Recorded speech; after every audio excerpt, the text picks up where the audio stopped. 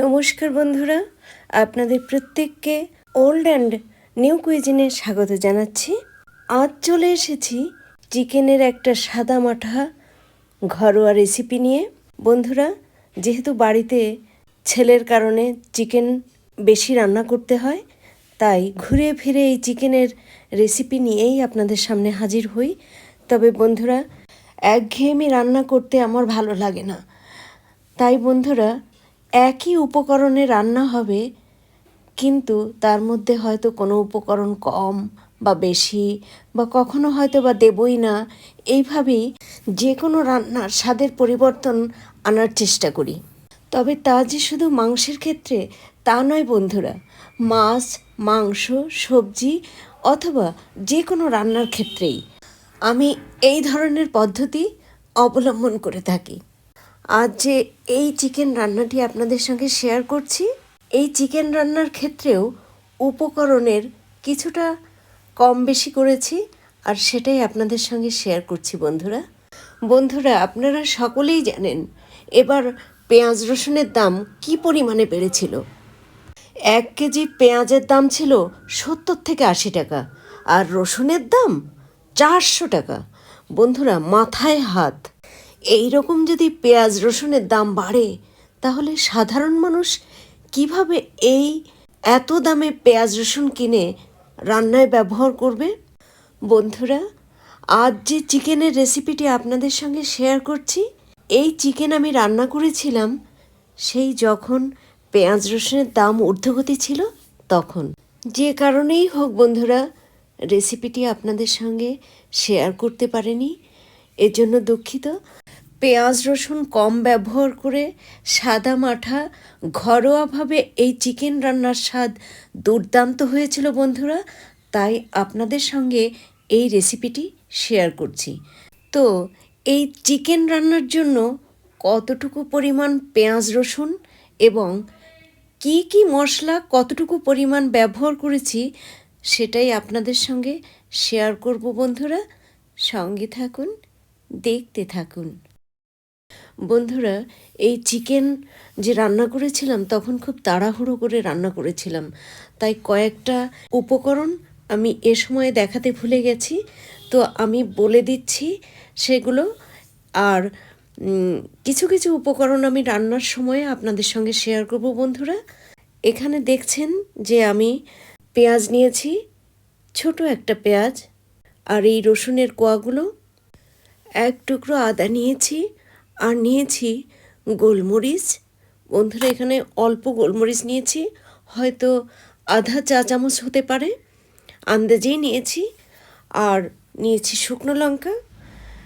বন্ধুরা, ঝাল খাওয়া যার যার পরিবারের নিজস্ব ব্যাপার, তো এক্ষেত্রে কোনো বাধা ধরা নিয়ম নেই, আপনারা আপনাদের মতো করেই লঙ্কা ব্যবহার করবেন।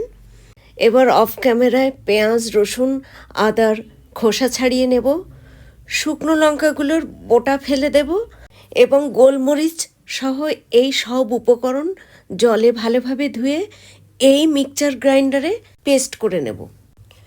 বন্ধুরা, যখন এই উপকরণগুলো পেস্ট করব, তখন আরও কয়েকটা উপকরণ আমি এর সঙ্গে অ্যাড করব।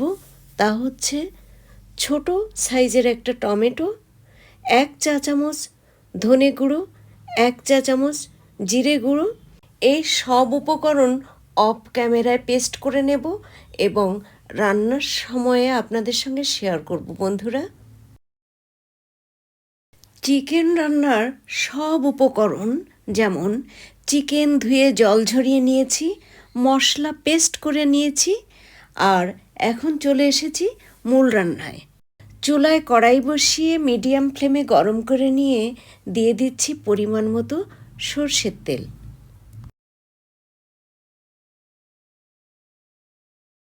তেল গরম হয়ে গেছে।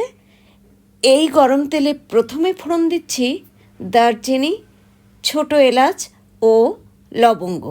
এরপর এই ফোড়নের মধ্যে একে একে অ্যাড করছি গোটা জিরে ও 2টো শুকনো লঙ্কা। ফোড়ন ভালোভাবে নেড়েচেড়ে হালকা বাদামি কালার ধরতেই এর মধ্যে দিচ্ছি বানিয়ে রাখা সেই যে মশলার পেস্ট, সেই পেস্ট।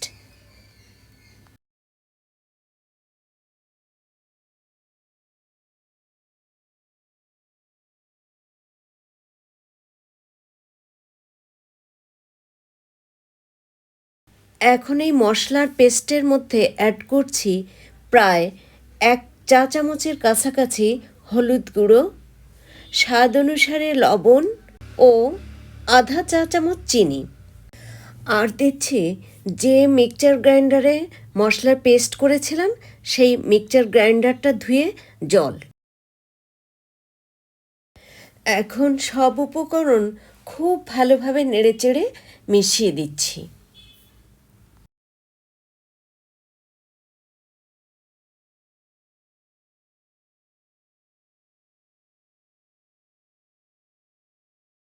এখন চুলার ফ্লেম লো করে দিয়ে ঢেকে দেব মশলা ভালোভাবে কষিয়ে নেওয়ার জন্য।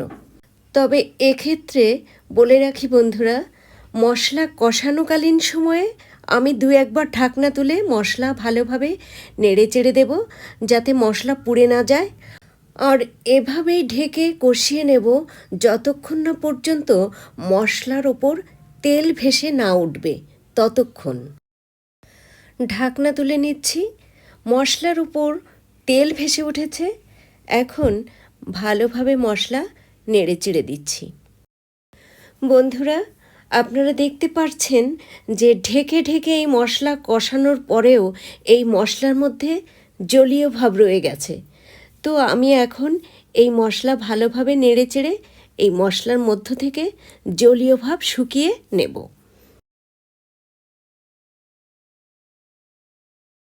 ভালোভাবে নেড়ে চেড়ে মশলার মধ্যে থেকে বাড়তি জলীয় ভাব শুকিয়ে নিয়েছি। এবার এই কষানো মাংসের মধ্যে দিয়ে দিচ্ছি চিকেন। চিকেনের মধ্যে দিচ্ছি একটা তেজপাতা ছিঁড়ে। এবার কষানো মশলার সাথে চিকেন খুব ভালোভাবে নেড়ে চেড়ে মিশিয়ে দিচ্ছি।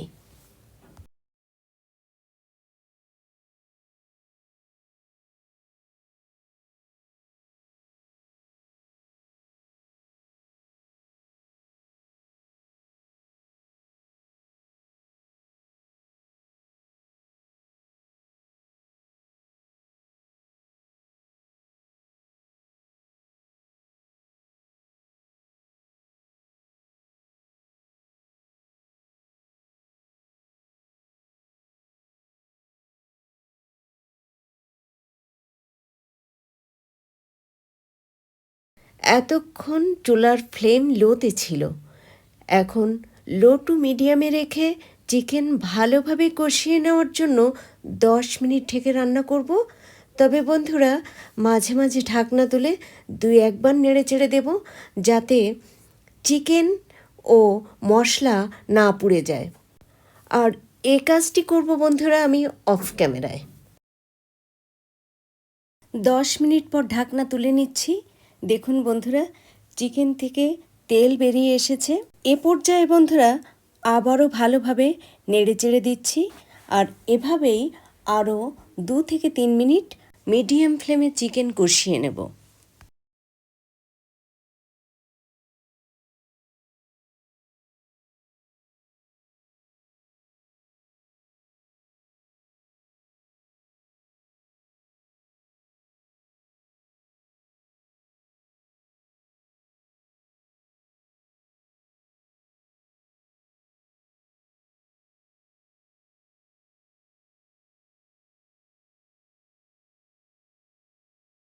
চিকেন 3 মিনিটের মতো সময় ধরে ভালোভাবে নেড়েচেড়ে কষিয়ে নিয়ে এবার দিয়ে দিচ্ছি পরিমাণ মতো জল।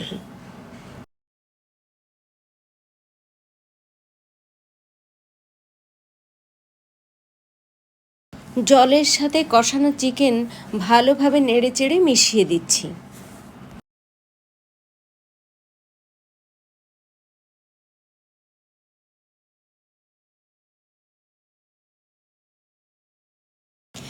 এখন ওভেনের ফ্লেম মিডিয়াম টু হাইতে রেখে ঢেকে রান্না করব এবং চিকেনের ঝোল কমিয়ে নেব।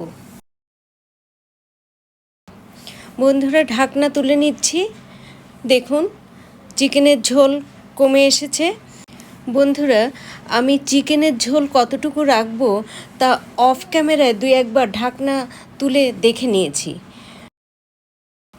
এবার চিকেনের ঝোলে হোমমেড গরম মশলার গুঁড়ো ও কয়েকটা কাঁচা লঙ্কা দিয়ে ভালোভাবে নেড়েচেড়ে মিশিয়ে দিচ্ছি।